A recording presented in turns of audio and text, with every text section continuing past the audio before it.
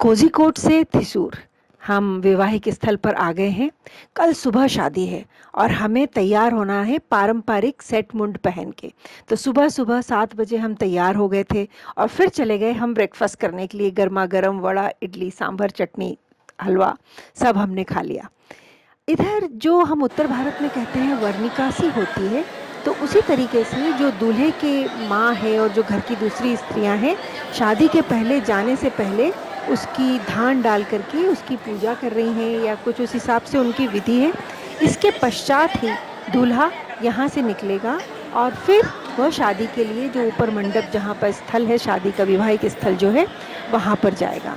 तो ये माँ, मौसी, बुआ सारे लोग उसके ऊपर धान का लावा डालते हैं और वह केले के पत्ते में दूल्हा उस लावे को इकट्ठा कर लेता है और बाद में यह केले का पत्ता धान के लावे के साथ में किसी बच्चे को दे दिया जाता है।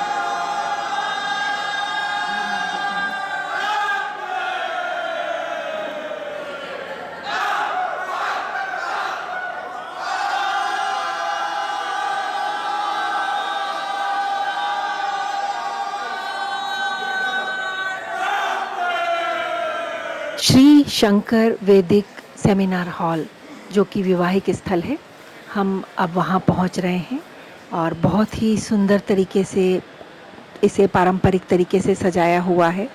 देखकर ही एक अलग ही अनुभूति हो रही है, बहुत ही अच्छा लग रहा है।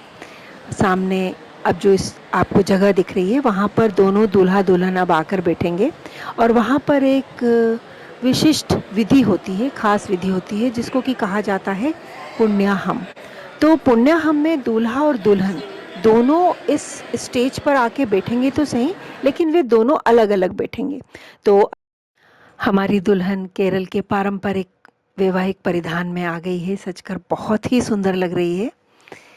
आप उसके हाथ में जो मैंने कल आपको बताया था वाल कनाडी देख सकते हैं, और साथ में जो उसने चांदी की अंगूठियां पहनी है, ऐसी 8 अंगूठियां हैं, मध्यमा को छोड़कर पहनी जाती है और मेहंदी लगे हाथों पर वो बहुत ही सुंदर लग रही थी।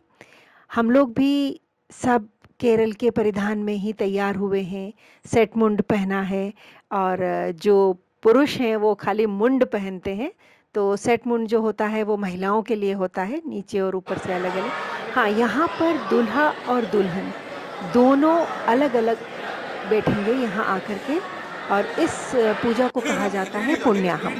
पुण्याहम के पहले यहाँ पर हम देख रहे हैं कि हमारी दुल्हन आने के लिए तैयार है और साथ ही साथ जो वर पक्ष के सारे लोग हैं वे उसे स्वागत करने के लिए हाथ में दिया लेकर तैयार खड़े हुए हैं।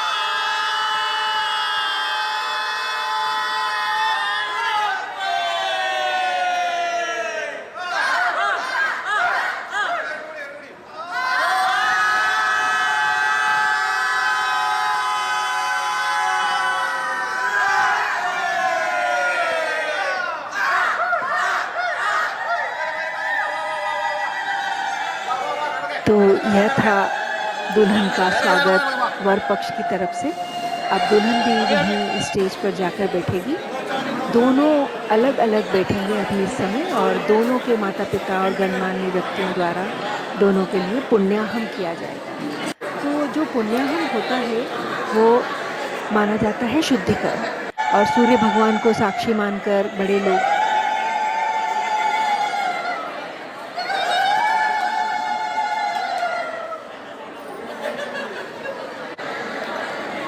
तो वही शुभ ध्वनि यहाँ पर भी निकाली गई और ये पुण्याहम चल रहा है दोनों वर वधू का, जो कि पारी के बड़े बुजुर्ग द्वारा, पिता द्वारा, पीछे वली अच्छन भी बैठे हैं, सबके द्वारा किया जाता है। तो इस तरीके से ये शुद्धिकरण हुआ है सूर्य देवता का आवाहन के साथ में। और आमतौर पे यहाँ पर विवाहिक स्थल पर जो कार्य होते हैं वे सारे पिता के द्वारा ही संपन्न कराए जाते हैं, दोनों तरफ, वधू के लिए भी और वर के लिए भी पिता के द्वारा यह कार्य किया जाता है। अब यहाँ पर एक बहुत ही अलग परंपरा है जिसे कहा जाता है कंठसूत्र, जो कि पिता पहनाते हैं पुत्री को शादी से पहले, और फिर महिलाएं उच्चारण करेंगी उस शुभ ध्वनि का।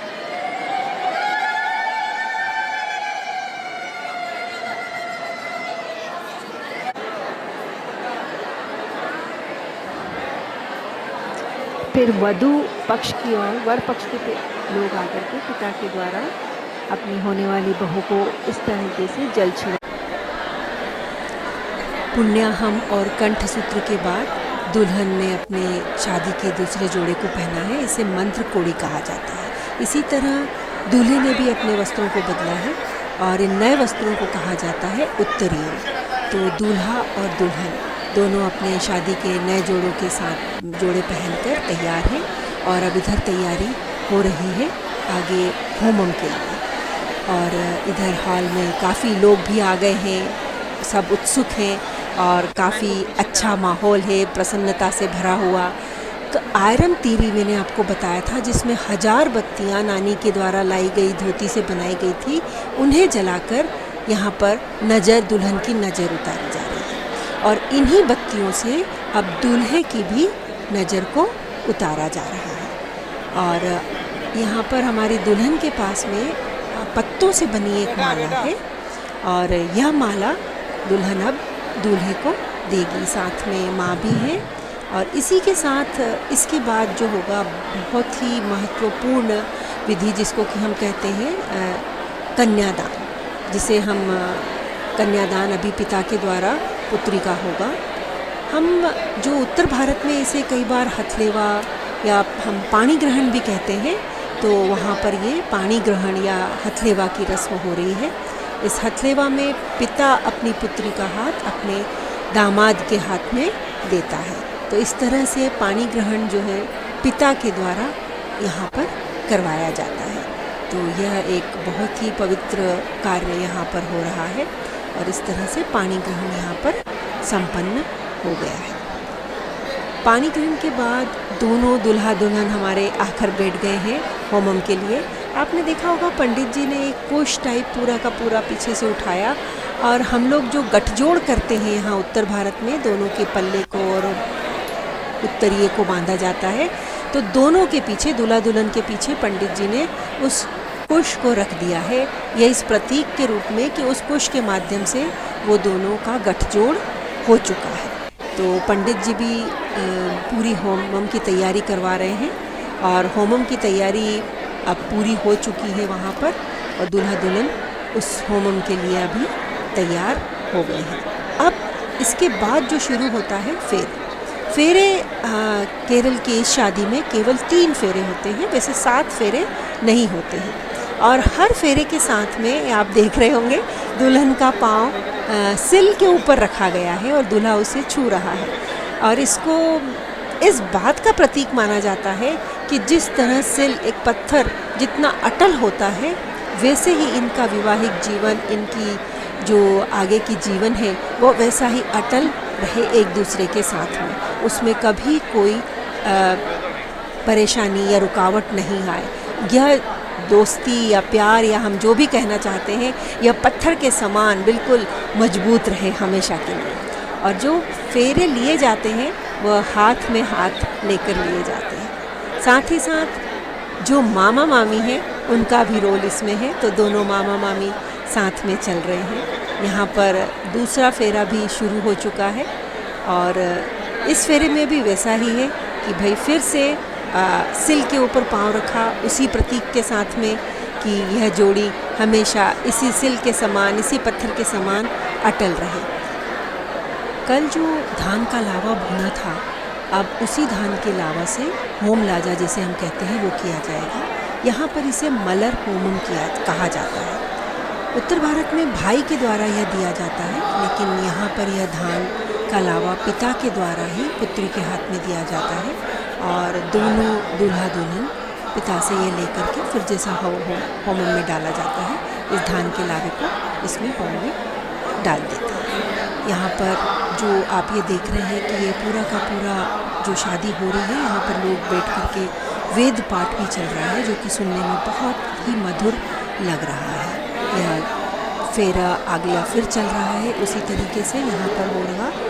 अभी आप देखेंगे कि दुल्हन के हाथ में एक बड़ा ही नुकीला सा एक कांटे जैसी चीज़ है और मुझे बड़ा आश्चर्य हुआ यह जान करके कि वो जो दुल्हन के हाथ में एक नुकीली सी चीज़ है, सुई लंबी सी, उसे वो है पार्क्यूपाइन का स्पाइन, जिसको हम बोल सकते हैं कांटा, और कहते हैं कि वह इसलिए दिया जाता है कि वह उससे अपने आप को सुरक्षित कर सके और सुरक्षित महसूस करे। तो यह भी हो गया है। यहाँ पर यह वेद पाठ पूरा चल रहा है।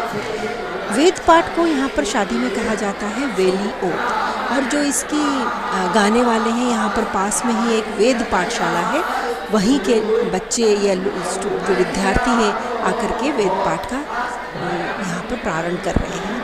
अब यह पुण्याहुति हम कह सकते हैं। सारे के सारे धान का लावा जो है ये होमम में, यज्ञ में एक थोड़ा अलग ही तरीके से पीछे से पलट कर डाला जाता है। तो इस तरीके से ये पूरा का पूरा लावा होमम के लिए हवन के अंदर चला गया था।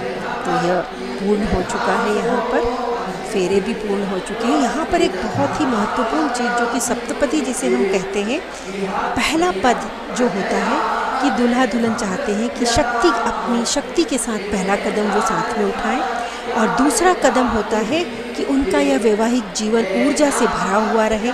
तीसरा कदम है धन समृद्धि के लिए, तो चौथा कदम होता है सुख वृद्धि के लिए, पांचवा कदम होता है परिवार के सभी सदस्यों और आश्रितों के हित में हम कार्य करें। छठा कदम होता है कि आगामी सभी ऋतुओं में हमारा दाम्पत्य जीवन इतना ही प्यार से बंधा रहे, और सातवां कदम है हमारी सतत मित्रता के लिए। तो मुझे ये सातों जो सप्तपदी के जो सातों भाव हैं, इनके वचन जो इसके साथ में, हम इनको वचन तो नहीं कह सकते, लेकिन इनको बताना हमेशा से बहुत अच्छा लगता है। तो अभी एक तरीके से हम कहें कि विवाह जो है सप्तपदी के साथ में पूर्ण हो चुका है। तो जोश में शुरू हो जाते हैं केरल स्टाइल में।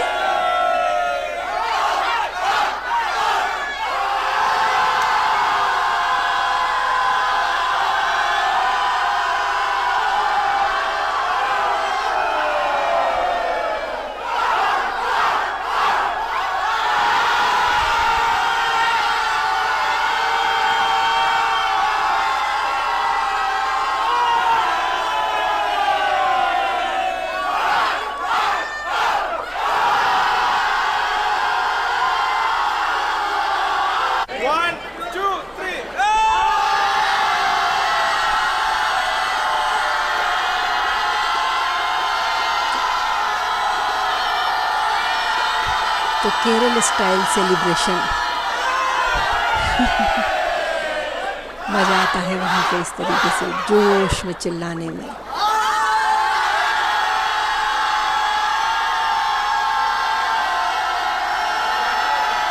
विदाई केरल में अलग होती है। लड़की का पूरा परिवार लड़के के घर जाता है अपनी बेटी को छोड़ने के लिए। तो इस तरह हम भी वहाँ गए दूल्हे के घर, दुल्हन को लेकर के वहाँ पे छोड़ने के लिए। और एक बड़ी मज़ेदार प्रथा होती है। यहाँ पर भी सब वैसे ही केरल स्टाइल में चिल्लाते हैं, लेकिन जब लड़की आती है तो दरवाज़ा बंद कर देते हैं और फिर वह उसे पाँव से मार कर खोलती है कि यह उसका अधिकार है। तो तैयारियाँ पूरी हो गई हैं दुल्हन के स्वागत के लिए उसके नए घर में। तो यहाँ पर भी वैसी ही सुंदर तैयारियाँ हैं और सब लोग दुल्हन का स्वागत कर रहे हैं। तो हमारी तरफ से बहुत सी शुभकामनाएं।